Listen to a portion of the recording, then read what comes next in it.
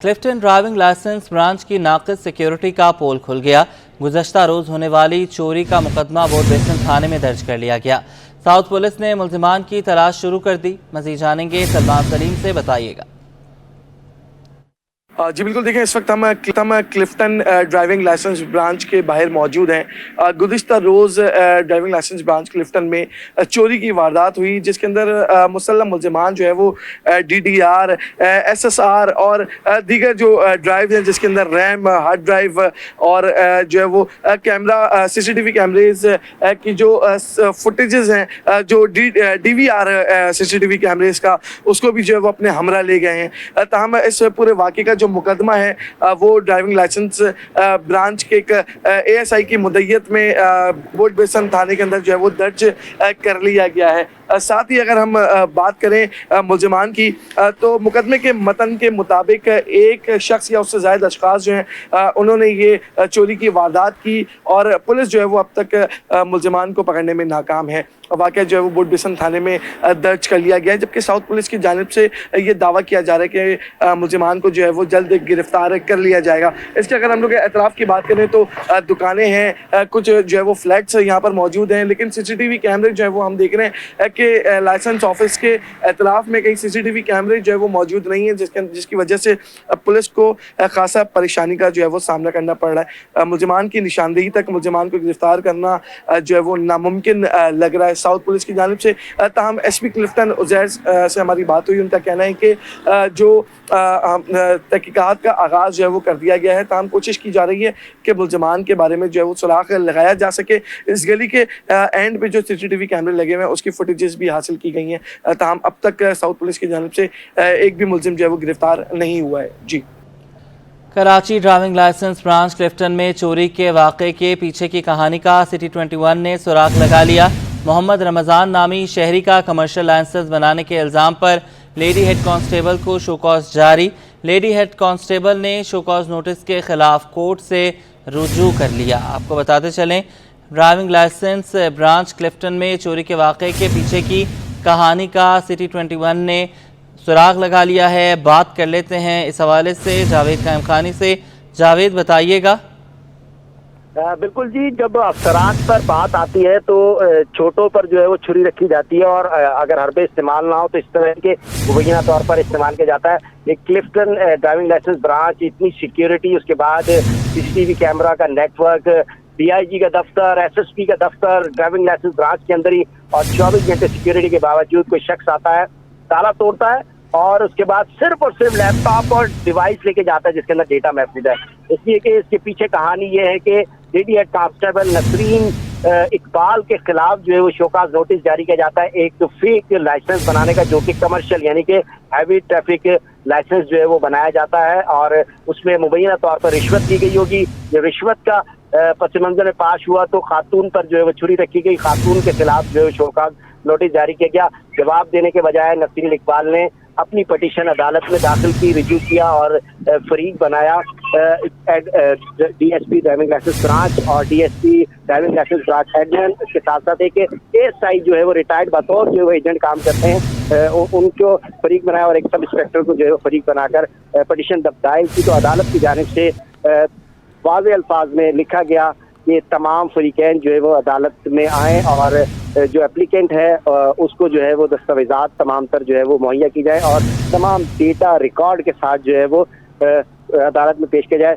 जब कहानी डेटा अदालत में पेश करने की बात आई तो उसके बाद भी जो है ये चोरी का मामला सामने आया। अब मुबैना तौर पर क्या है, पुलिस इसकी तहकीकात कर रही है, लेकिन जब बात हुई तो उनके मुताबिक और एक और नाम ना जाहिर करने पर एक पुलिस अफसर जो ड्राइविंग लाइसेंस ब्रांच के अंदर ही तैनात थे और बड़े ओहदे पर थे, उनकी जानिब से कहा गया कि ईमानदार लोगों को जो है वो यहाँ पर लगाया गया है और उस ईमानदारी के सिले के अंदर जो है वो हमें जॉब से जो है वो हमें हमारा ट्रांसफर किया गया, मौसल किया गया और उसके बाद जो है वो इस तरह का ड्रामा रचाया गया है। मुबैना तौर पर जो ये चोरी का मामला है ये सिर्फ और सिर्फ जो शोकाज नोटिस जो नसरीन इकबाल खातून लेडी कांस्टेबल जो है उनके खिलाफ जो नोटिस जारी किया गया था उस पर जो उन्होंने रिज्यूम किया अदालत से। अदालत की पटिशन के वाक़े के बाद जो है वो अदालत ने तमाम फ्रीकैन को डेटा समेत जो है वो रिकॉर्ड किया, तो डेटा ही गायब कर दिया। ना रहेगा बांस, ना रहेगी बांसुरी, लेकिन पुलिस अब तहकीकात कर रही है और अदालत को भी जो है वो जवाबदाही करना होगा। जी बहुत शुक्रिया जावेद, आपने हमें अपडेट किया। कराची में ड्राइविंग लाइसेंस ब्रांच क्लिफ्टन में चोरी के वाक़े के पीछे की कहानी का सिराग लगा लिया। मोहम्मद रमज़ान नामी शहरी का कमर्शियल लाइसेंस बनाने के इल्ज़ाम पर लेडी हेड कांस्टेबल को शो कॉज नोटिस जारी किया गया। लेडी हेड कांस्टेबल ने शो कॉज नोटिस के खिलाफ कोर्ट से रुजू कर लिया।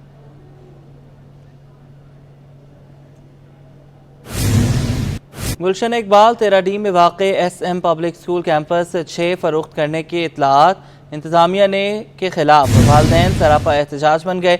वालदैन का कहना है कि स्कूल इंतज़ामिया ने 2 माह की फ़ीस वसूल की, लेकिन होमवर्क नहीं दिया गया। स्कूल बेचने की बात हो रही है। वसीम इफ्तिखार की रिपोर्ट। इदारे की फरोख्त की बाज़ गश्त, बच्चों का मुस्तकबिल दाव पर, वालदैन ज़हनी अजियत में मुब्तला।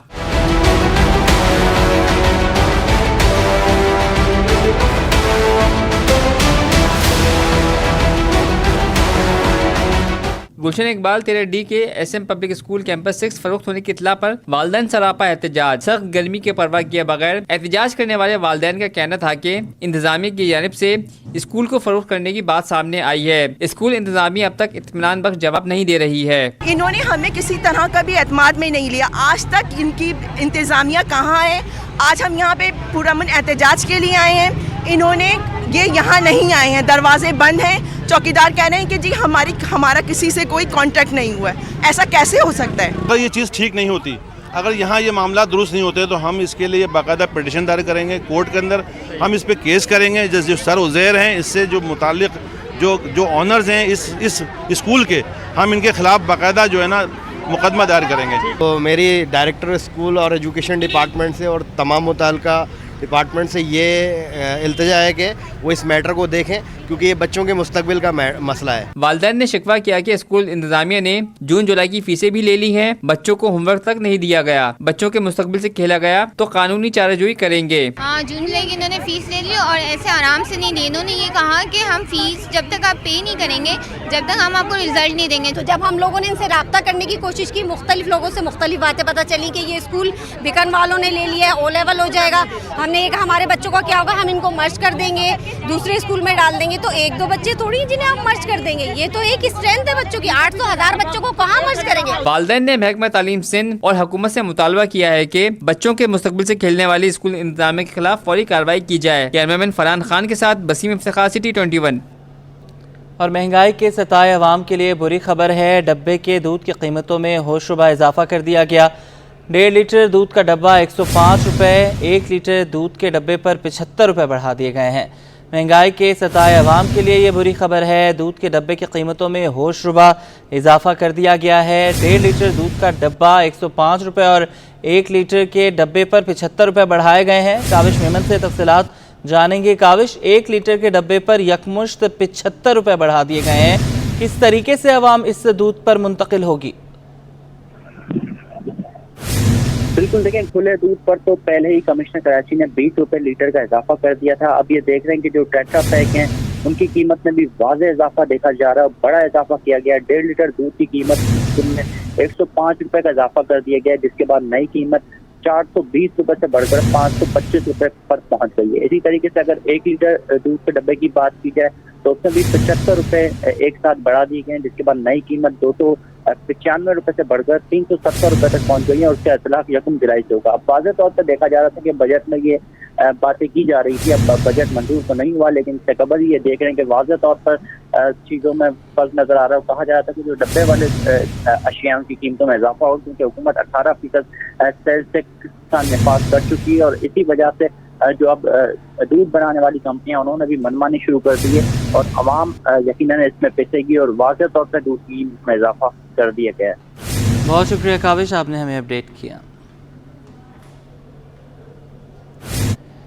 महकमा तालीम के मुलाजमीन का Benazir Bhutto income support programme का बेनिफिशरीज निकलने का इंकशाफ निजाम हुकाम ने नोटिस ले लिया है, जबकि महकमा स्कूल तालीम ने महकमे के 16 इदारों से 10 रोज़ के अंदर तफसीलात तलब की हैं। बात करेंगे आज़ाद नहूरियों से। आज़ाद हमारे साथ होंगे। महकमा तालीम के मुलाजमीन का Benazir Bhutto income support programme का बेनिफिशरीज निकलने का इंकिशाफ वैसे हुकाम ने नोटिस ले लिया, जबकि महकमा स्कूल तालीम ने महकमे के 16 इदारों से 10 रोज़ के अंदर तफसीलात तलब कर ली हैं। Karachi chamber of commerce and industry में मुफ्त मेडिकल कैंप का इनेकाद किया गया। सदर इफ्तिखार अहमद शेख कहते हैं कोशिश है मेंबरान को सेहत की सहूलतें फराहम कर सकें। मेंबरान के अलावा शहरी भी कैंप से फ़ायदा हासिल कर सकते हैं।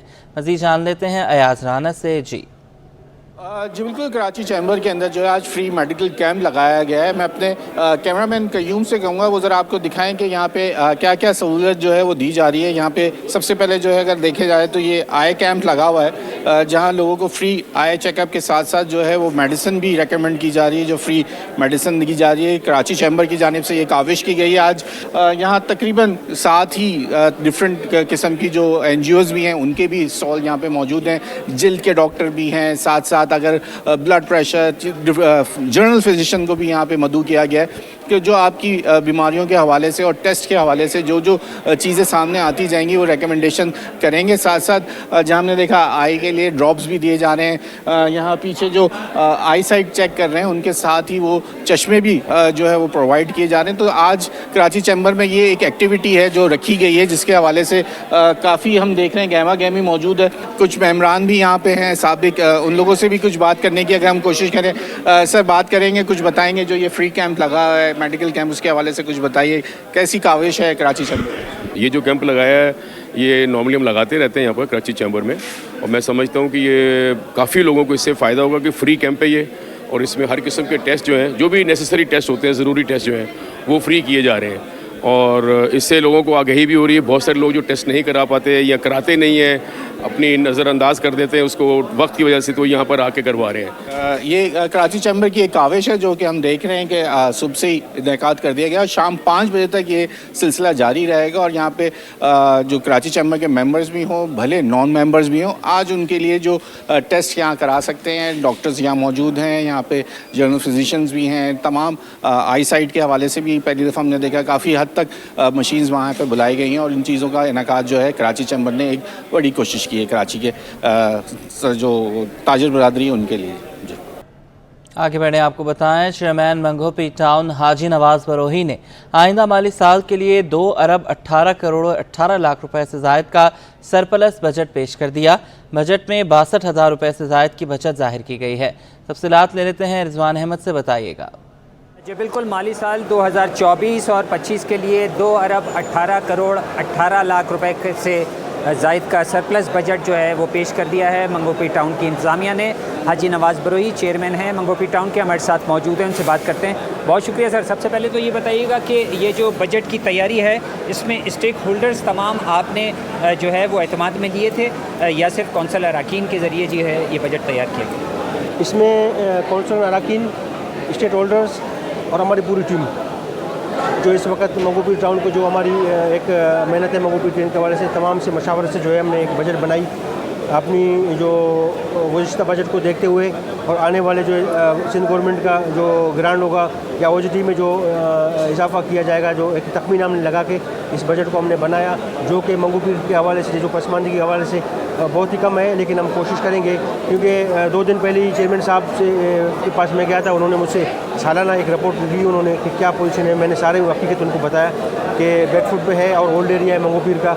उसमें मुझे उम्मीद है चेयरमैन साहब को विजिट भी करेंगे और हमें स्पेशल ग्रांट जो है मंगोपीर टाउन के हवाले से देंगे। बिल्कुल, हाजी नवाज़ बरोही कह रहे हैं कि बजट तो पेश कर दिया है लेकिन मसाइल बेपना ज़्यादा हैं। स्पेशल ग्रांट और OZT में इजाफे के अलावा जो है जो दीगर मामलात हैं, दीगर डिपार्टमेंट हैं, उनकी जानिब से भी ताउन की ऐसे ज़रूरत है ताकि पसमानदगी को दूर किया जा सके। जी के इलेक्ट्रिक ने बिजली चोरी की रोकथाम के लिए 2024 में बड़े पैमाने पर कार्रवाइयों की रिपोर्ट जारी कर दी। बिजली चोरी के इस्तेमाल में होने वाली 3 लाख किलोग्राम तारें जब्त की गईं। अशरफ खान से तफसीलात लेंगे, बताइएगा। ये वफाकी हुकूमत में जो बिजली चोरी उस पर सख्त इकदाम की हिदायत की थी, जिसपे जो है के इलेक्ट्रिक ने जो है रिपोर्ट जारी की कि माली साल 2024 में चोरी में इस्तेमाल होने वाली जो 3 लाख किलोग्राम तारें जब्त की गई हैं। के इलेक्ट्रिक ने अपने नेटवर्क की हिफाजत और बिजली के काबिल इस्तेमाल बनाने के लिए टीमें मुतहरिक की थी। जुलाई 2023 से अब तक पावर यूटिलिटी ने बिजली चोरी के खिलाफ 30,000 से ज्यादा ऑपरेशन किए हैं। बिजली चोरी के लिए इस्तेमाल होने 3,30,000 किलोग्राम से ज्यादा कुंडे जो हैं वो हटाया गया है। और ये भी बताया गया है कि मजमूई तौर पे देखा जाए 3,30,000 किलोग्राम का अगर देखा जाए तो तकरीबन गैर कानूनी 2,34,000 गैर कानूनी कनेक्शन काटे गए। और कहा है कि बिजली चोरी के खिलाफ कार्यों का मकसद लाइन लॉसेस को कम करना है और पावर इंफ्रास्ट्रक्चर की हिफाजत को यकीनी बनाना है। जी बहुत शुक्रिया अशरफ, आपने हमें अपडेट किया।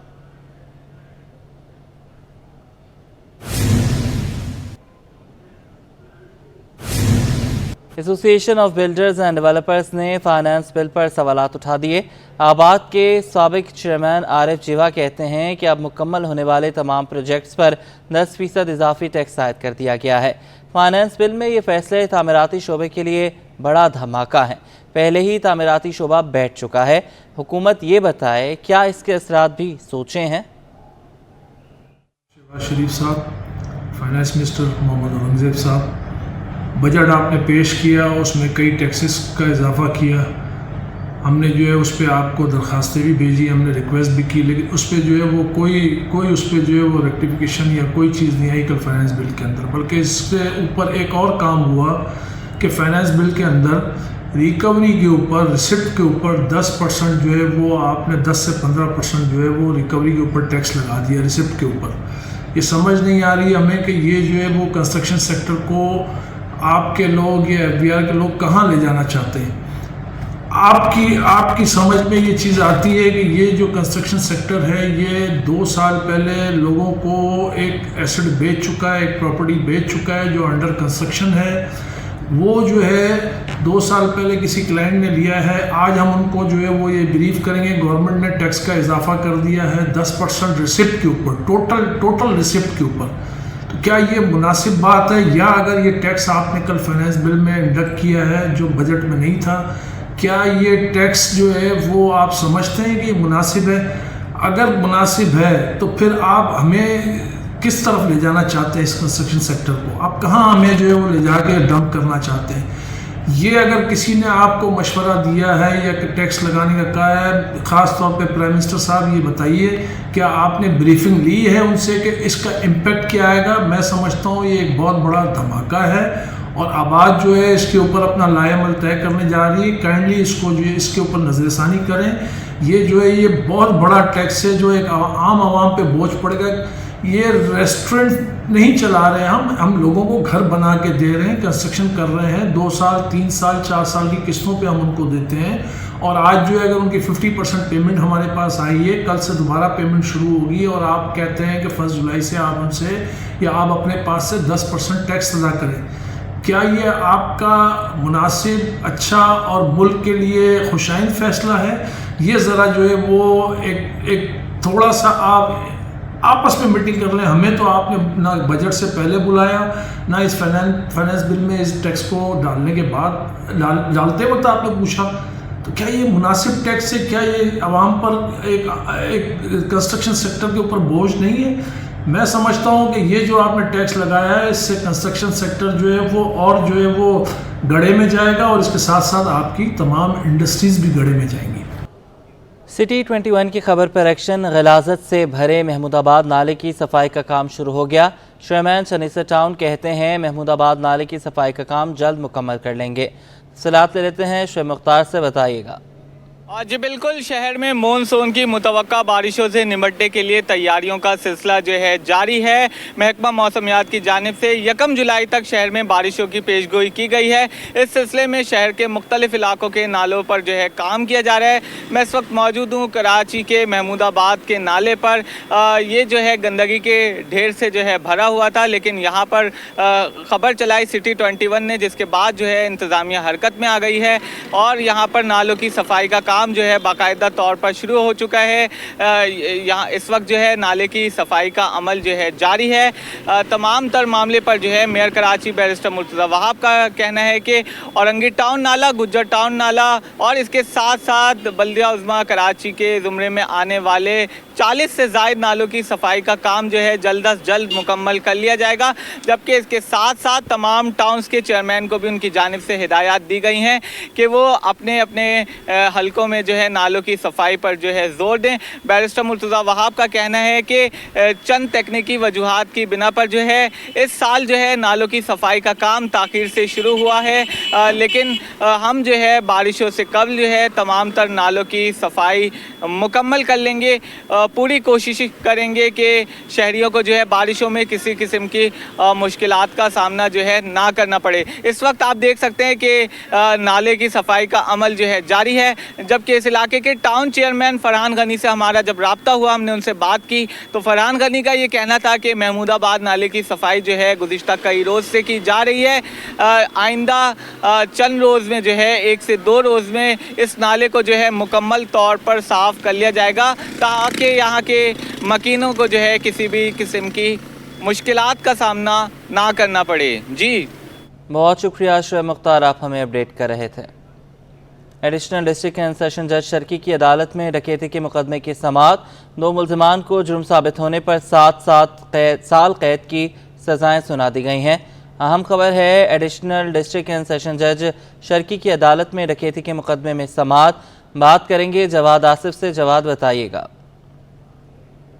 जी बिल्कुल, देखें डकैती के मुकदमे में मुलव्विस 2 मुल्जिमान पर जुर्म साबित हो गया। एडिशनल डिस्ट्रिक्ट एंड सेशन जज शर्की शाहिद अली मेमन ने 2 मुल्जिमान को 7 साल कैद की सज़ा सुना दी है। इन 2 मुल्जिमान में नूर मोहम्मद और अरबाज उर्फ अब्बास शामिल हैं। अदालत ने इन दोनों मुल्जिमान पर 20-20 हज़ार रुपये का जुर्माना भी आयद कर दिया है। जबकि इसके अलावा जो मुल्जिम नूर मोहम्मद है उसको गैर कानूनी असलहा रखने पर और जो बरामद हुआ था उसके पास से असलहा, उस पर मज़ीद 7 साल कैद की सज़ा भी सुनाई है। इस्तगासा के मुताबिक जो है वो इन 2 मुल्जिमान ने मार्च 2023 में लांडी में एक शहरी को जो है वो उससे डकैती की थी। इन दोनों मुल्जिमान ने जब शहरी से पर्स छीना तो वहाँ पर जाए वक़्वा पर लोगों ने इन्हें पकड़कर मारना पीटना शुरू कर दिया था और इन्हें फिर पुलिस के हवाले कर दिया था। अदालत ने अपने तफसीली फ़ैसले में ये नोट लिखा है कि डकैती के जराइम में शहर में रोज़ बरोज़ इजाफ़ा होता जा रहा है। सिर्फ मामूली तज़ाद की बिना पर इन मुल्जिमान को जो है वो रिहा नहीं किया जा सकता है। इनको सज़ा देनी चाहिए। इनको अगर सज़ा नहीं दी जाती तो ये फलाह बहबूद में शामिल नहीं है। इन लोगों ने शहर में दहशत फैला रखी है और इनकी वजह से मासूम जानों की जान चली जाती है। जी